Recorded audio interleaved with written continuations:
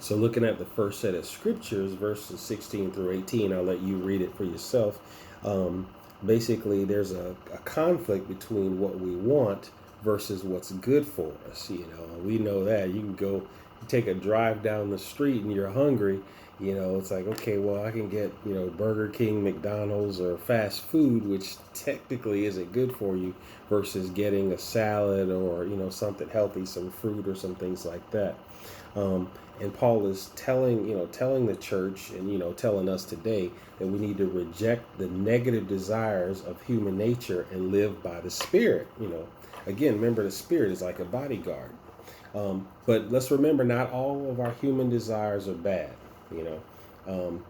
But for the most part, what Paul's referring to with the flesh is that, the stuff that's been here, since birth. There in the Garden of Eden, there was the fall of man, and that's, where these things came up.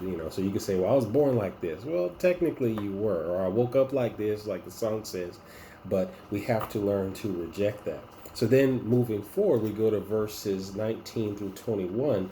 And, like I said, I'm calling it the junk food. I'm calling the flesh the junk food. But in there it's listing that, listing the laundry list, the examples of what the fleshly types of things are. And as you read through them, and I know as I was reading through them, I said, "Whoa, some of these sound familiar." I said, "Oh, thank God for forgiveness." You don't want these things to be your lifestyle. But so you're looking at these different things that he's pointing out, and these are the things that we don't want to be drawn to. A lot of times our flesh is drawn to those things, so we don't want that. Then moving on, we're looking at verses 20 through 26, and it's talking about the fruits of the Spirit. I like the word fruit because fruit you think of as healthy things. Stuff like love, joy, and peace. When I first read peace, it looked like peach, and I was like, yeah, but peach, think of it as something healthy. Patience, things like that. Verse 25, and I will read this verse, says, if we live by the Spirit, let us also be guided by the Spirit. That's in the New Revised Version. King James says, if we live in the Spirit, let us also walk in the Spirit. I like that, because the thing is, if you're doing that, you're able to fight your flesh. It seems like the more Spirit you have in your toolbox, you won't have room for a lot of the other stuff.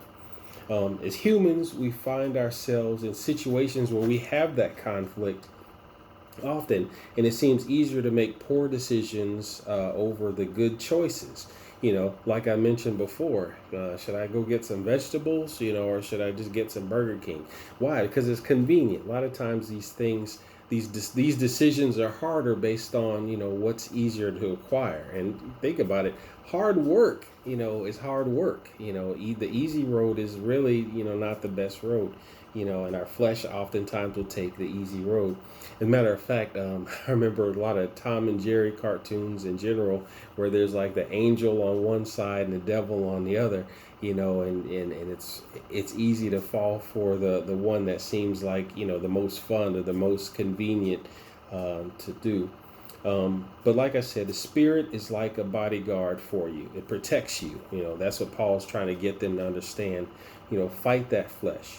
So basically, if you fill up on the Spirit, there should be no room for anything else, or at least very little room for the flesh, for the foolishness, for the junk food. Make sure you fill up on that stuff. Listen, be blessed. I hope you enjoyed this. Click like, subscribe, and hit the notification bell. Take care.